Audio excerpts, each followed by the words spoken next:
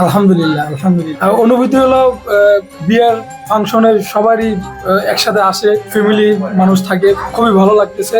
এর কারণ হলো সবাই একসাথে হওয়ার মতো সুযোগ হয় না। তো একটা বিয়ের ফাংশন হলে সেখানে একসাথে আত্মীয় স্বজন যারা আছে সবাই আসতে পারি আমরা, এর জন্য খুব ভালো লাগতেছে। আমি তার ভবিষ্যতের উত্তরোত্তর অনেক শুভকামনা জানাই, এবং যে একটা পদার্পণ করছে আল্লাহ সুবহানাহু ওয়া তাআলা যেন তারা এখানে বরকত দেয় এবং তাদের জীবন যেন অনেক সুন্দর থাকে এবং তাদের নেক সন্তান হোক সেই কামনা করি। আমি আশা করব ফ্যামিলিতে আসবে এখানে সবকিছু মানায় নেওয়ার জন্য।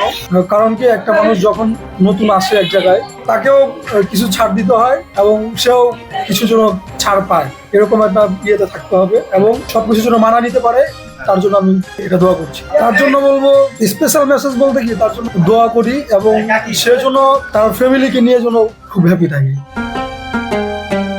আমার অনুভূতিতে কেমন থাকার দরকার এটা তুমি নিজেই বুঝো। অনুভূতি আমি খুব হ্যাপি, খুব ভালো, খুব খুশি। আমার অনুমতিটা সবার থেকে আলাদা। যেমন এতঙ্গ তিনজন, দুই ভাগিনা, তিনজনে বিবাহিত, বিবাহ করে লাইছো, কোনো অনুষ্ঠান হয় না। এটা কিন্তু ছোট ভাগিনা হিসাবে একটা অনুষ্ঠান করছো, সবাই আনন্দিত, সবাই একত্র হয়েছি। এর জন্য আমার অন্তর থেকে খুব আনন্দিত। এটা আমার দোয়া থাকবে যেন আমি মনে করবো আমার ভাগিনা, তোমার একটা ভাই ভাগ্নি এগোনিয়া এবং আম্মু করে নিয়া বাকি জীবনটা যেন এরকম হাসি খুশি ভাবে কাটাইতে পারে আমার দোয়া এটাই।